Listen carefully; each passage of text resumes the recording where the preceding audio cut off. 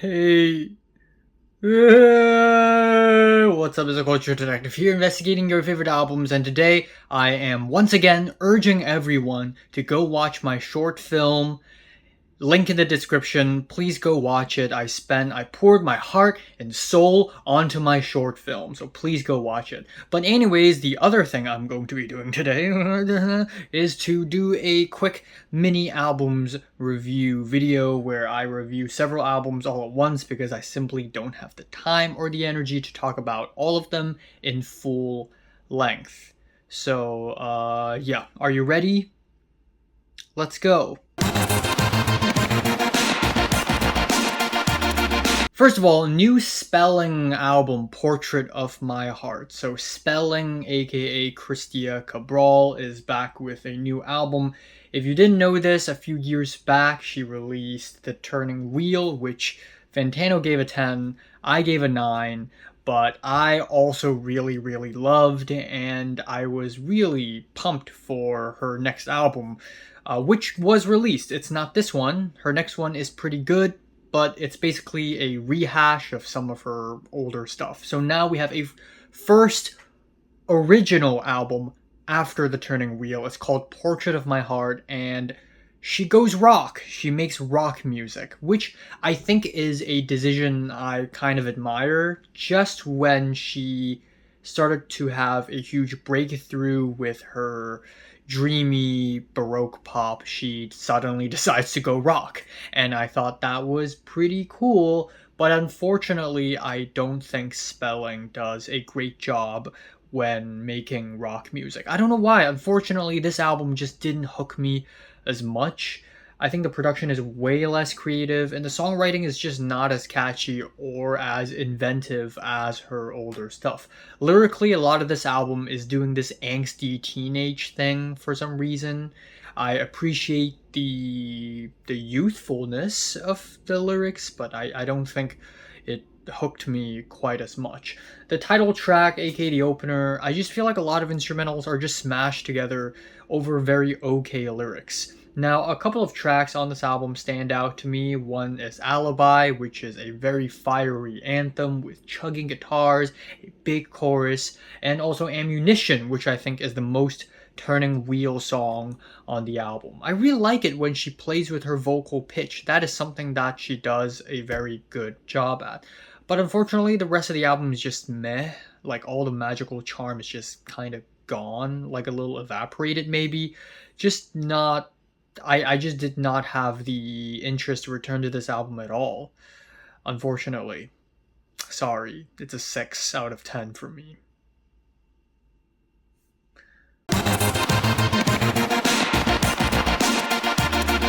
New Ishibashi Eiko album, Antigone, or Antigone?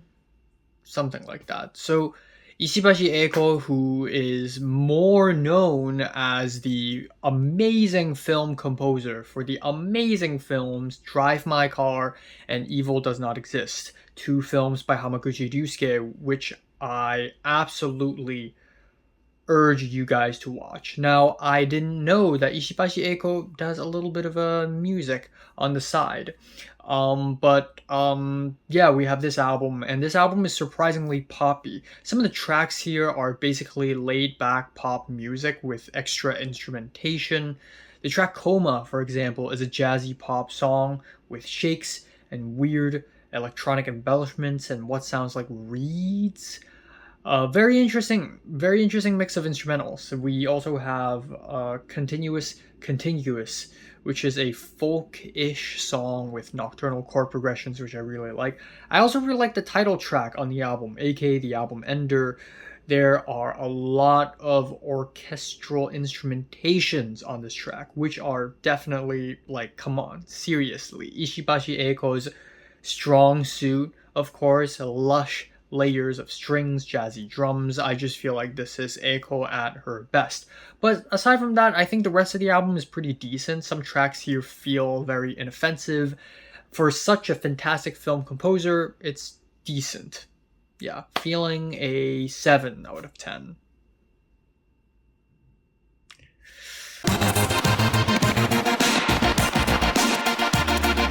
Third album I'm going to be talking about is new Park Jiha album, All Living Things. Korean ambient post-minimalist artist has returned with a new album, All Living Things. And this is pretty similar to the album I reviewed from her last, The Gleam, except it's much more layered. And once again, I am not really taking much from the album. I don't know why. I'm not really consuming much. I feel like I'm not absorbing much from the album. A lot of the album just feels like emotional background music, and it's not as intricate as I would have liked it to be, but definitely the hammered dulcimers are easily the best part of the album. I also really like the track A Story of Little Birds with the Hindustan influences, the tabla. I mean, come on.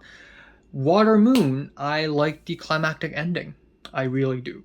But overall, I'd say it's good, but it could be better. 6 out of 10. Strong 6, maybe to a light 7.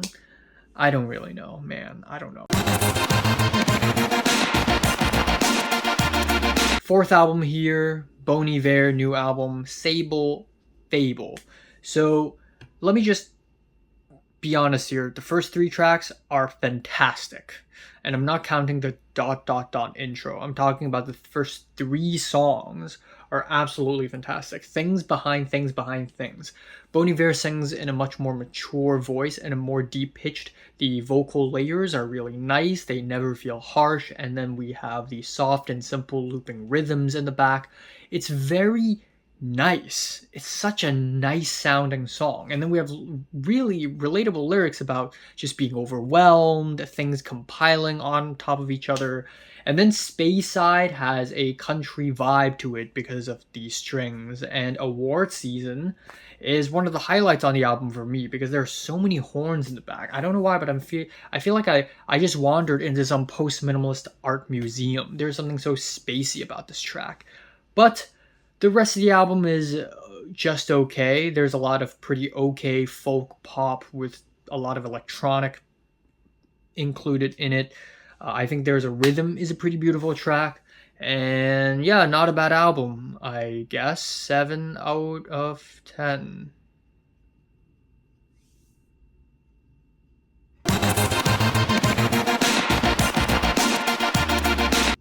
Okay, to mix things up a little bit, I gotta talk about the new Nav album, On My Way to Denver. So legendary rapper Nav is back with his new album, and I have to admit, this is his best album so far.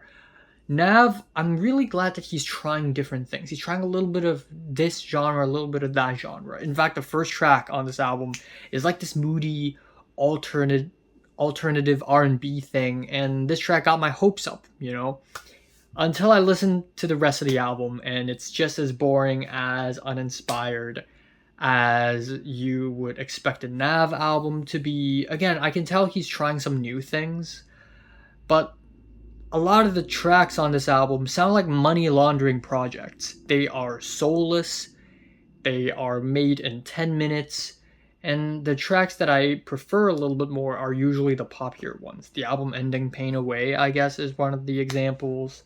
But yeah, I'm going to be positive here. This is Nav's best album to date, which is why I'm giving it a strong 3 out of 10. See you! Not see you. This video is continuing, yeah.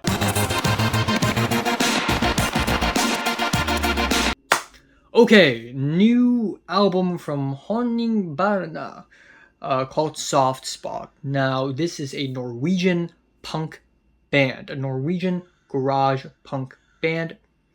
And the interesting thing is they sing not just in Norwegian, but also in a very specific dialect called Kristiansand, which is awesome. I really love hearing people sing in very specific dialects in their music, and they are proud of that language, they're proud of that dialect, and I really respect that. Now, I knew nothing about the band or the album before listening to the album. I learned about this album on Radio Music. I was attracted by its amazing album cover, and also the intro to this album is pretty fantastic. It's basically like When I was 6 years old, at 19, I did this, at 20, I did this, at 30, I did this, at 60, I did this, and it's like a story of someone's life. The rest of the album, however, are pretty meat and potatoes standard punk / post-hardcore. We got some pretty great passionate performances here and there, and some really great production too. I love the dusty, monstrous drums and guitar riffs on the track Goes Gut, and also Heute ist mein Tag, which is actually German, but that's the only German thing. The rest of the song is in Norwegian. That track is also great. But I don't know, a lot of the tracks here are also pretty formulaic, so I wish there's more of a change up throughout the whole album. Pretty promising stuff though. Strong 7.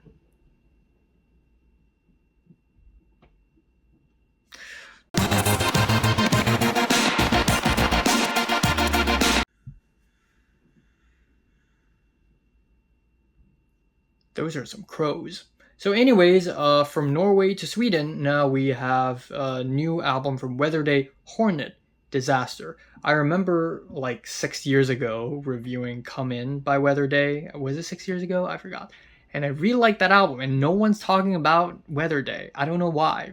And then suddenly, Weatherday is a big name, big artist, has a lot of fans, and a lot of people were really excited for this album. Once again, Weatherday's back with some lo-fi, slacker rock, and noise pop, which I totally am down for. But this thing is 19 songs long, and it's 1 hour and 16 minutes long. It's a lot, and because of that, I can't help but think that some of it feels bloated. Like, I know there's a lot of great song material on this album, but I don't know, pick your least favorite ones and just put it as B-sides, maybe? Like, it's just so long. Now, there are some highlights on the album, of course. There are a lot of great moments here. Meanie has great guitar chords, compelling vocals. In fact, I think the first few tracks are really solid. But the rest of the album, the noise just kind of wanes off. Okay, other tracks I love, Tiara and Agatha's Goldfish. I also love the softer, more folky tracks on the album, like Green Tea, Seaweed Sea, which has this soft, depressing, Elliott Smith-esque opening to it. The softer parts of the album tend to shine the brightest. I can say the same thing for Ripped Apart by Hands. The track Blanket has some amazing call and response bits, some constant 4/4 drum beats. That's just so emo. And then I can say the same for Heartbeats.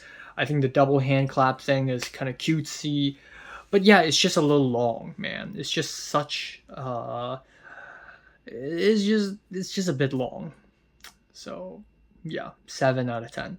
So yeah, these are my thoughts on these albums. What are yours? Comments below. Let me know if you want more. Thanks for watching. I gotta go now. Bye bye. I'm so tired.